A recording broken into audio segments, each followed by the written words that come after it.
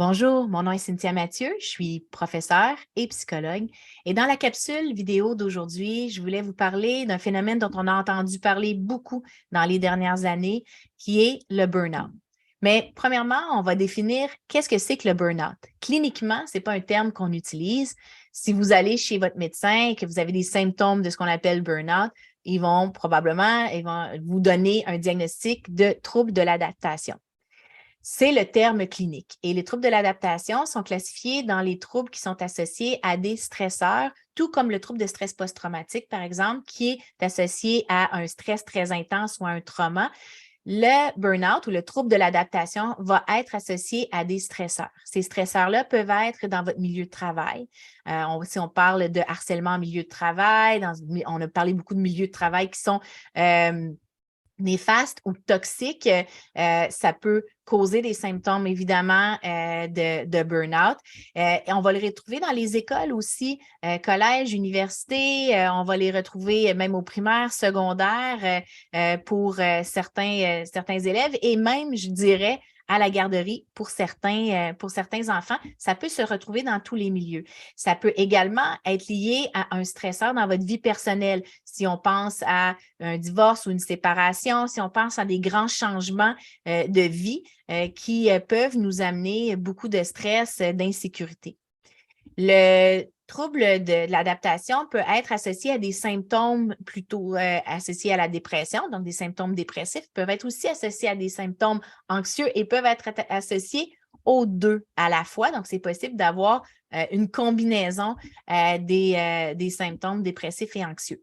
Donc, quels sont ces symptômes-là pour qu'on puisse les reconnaître? Et en fait, j'ai juste un petit avertissement avant de vous nommer les symptômes, un peu comme dans mes cours de psychopathologie en psychologie, quand je commence à présenter des troubles, on dirait que les gens ou mes étudiants se voyaient dans tous les troubles. Alors, je vous dirais que c'est très normal que vous ayez certains de ces symptômes-là, surtout après les gros changements qu'on a vécus dans les dernières années. Cependant, là, il faut aller chercher de l'aide. C'est si les symptômes s'intensifient ou ne s'améliorent pas et que ça dure quand même un bon moment et que ça affecte votre fonctionnement au niveau professionnel ou personnel. Alors, voici quelques-uns des symptômes. Le premier, c'est une fatigue généralisée.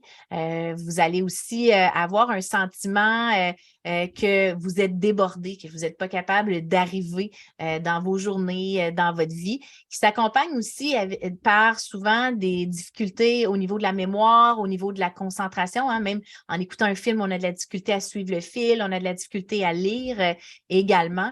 Certains des autres symptômes, on peut voir des changements au niveau, par exemple, du sommeil, difficulté à s'endormir, réveil fréquent pendant la nuit ou un réveil très, très tôt le matin et on est incapable de continuer à dormir.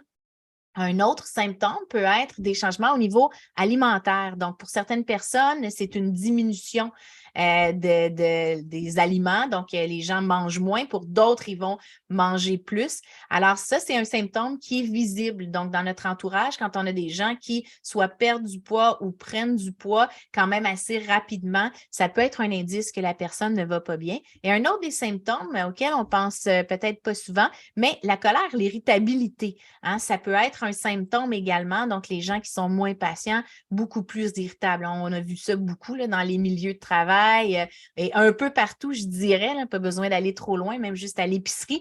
Donc, on va voir, l'irritabilité est aussi un symptôme de trouble de l'adaptation. Alors, qu'est-ce qu'on fait quand on a certains de ces symptômes-là? Bien, je vous dirais la première chose à faire, c'est d'en identifier la cause. Hein, on a parlé de stresseur. Qu'est-ce qui ne va pas? Donc, qu'est-ce qui vous stresse? Il y a des gens qui pensent que la thérapie, c'est comme une petite pilule miracle. On va en thérapie et puis tout d'un coup, on va bien. Mais non, en fait, ça implique du travail. Ça implique que les gens doivent être prêts à faire des changements. Donc, on doit être prêt à faire des changements dans notre vie, à identifier ce qui ne va pas. Et même, je vous dirais, je vous recommande de le prendre en note, de prendre des notes des choses qui vous stressent, qui ne vont pas bien, pour après être en mode solution rapidement, sortir de notre tête, puis être en mode solution, puis trouver des solutions pour être capable de réduire les stresseurs qu'on peut avoir dans notre vie, dire non peut-être un peu plus, changer certaines situations également. Donc, il faut apprendre également à se connaître. Hein. Ça, c'est la première chose. Et de savoir, vous, là, quand ça ne va pas bien, quels sont les symptômes que vous avez. Hein, on est tous différents. Donc, est-ce que c'est tout de suite un changement au niveau de votre sommeil? Est-ce que c'est un changement au niveau de votre alimentation? Est-ce que vous devenez plus irritable? Donc, quand vous voyez ces symptômes-là apparaître, quand vous savez que c'est vos premiers symptômes, bien, tout de suite, vous pourriez agir en prévention et vraiment être capable d'aller voir quelles sont les causes de ces symptômes-là, qu'est-ce qui sont ces stresseurs-là dans votre vie et essayer d'en faire les changements.